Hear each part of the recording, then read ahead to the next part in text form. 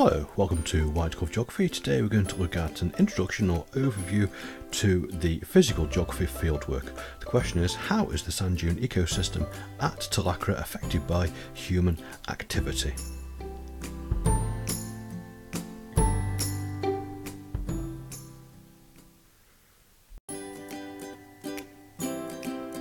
On this slide, we're going to look at what's called a sequence of inquiry for the fieldwork question. The question is, how is the sand dune ecosystem at Talacre affected by human activity?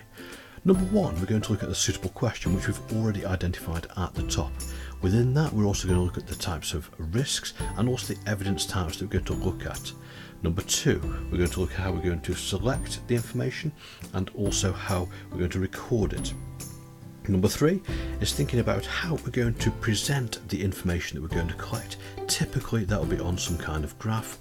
Number four, we're going to describe, say what we see, analyse it, look at the trends, look at the patterns and explain some reasons for the data results.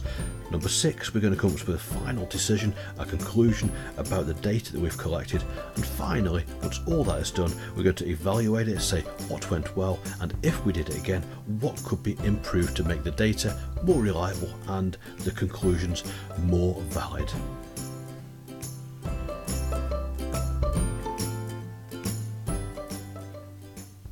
Firstly, we're going to look at the location of our fieldwork. It's on the North Wales coast on the eastern edge.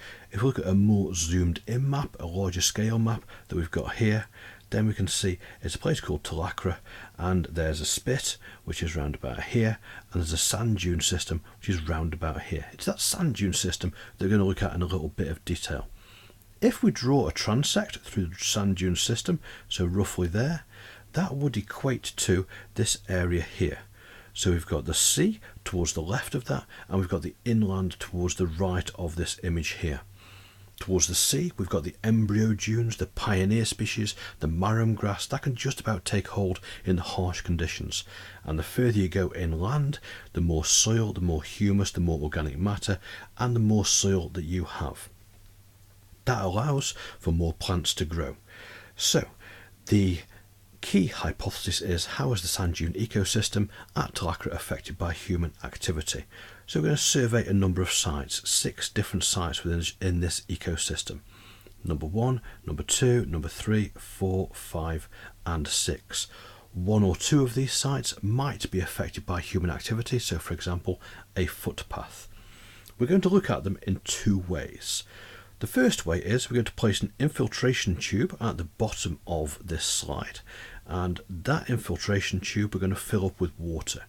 The idea being, if the water flows away quite quickly, then it's more likely to be a sandy area because that's going to release the water more easily.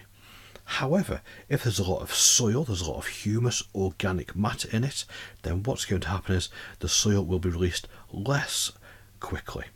And then from that we can look at the results and hopefully come up with some kind of pattern. Alongside that, we've got a quadrat, so that square white image in the centre, and that is going to be placed behind you or thrown behind you at random, and we're going to see the percentage of vegetation cover in an area. So we're going to do that 6 times. Those 2 things together are going to show us the transect or the line through the sand dune ecosystem, and it's going to show hopefully an increase in vegetation, an increase in soil, an increase in humus.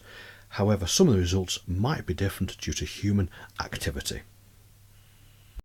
On this slide we have a typical image of the transect, so we would have site 1 through to site 6, and site 1 would be round about there, site 6 would be round about there, and equidistant between those are going to be the survey points.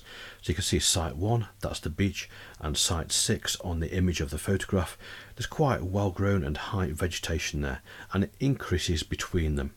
And we can see there that there's going to be differences between each one of those sites. We're going to survey each site.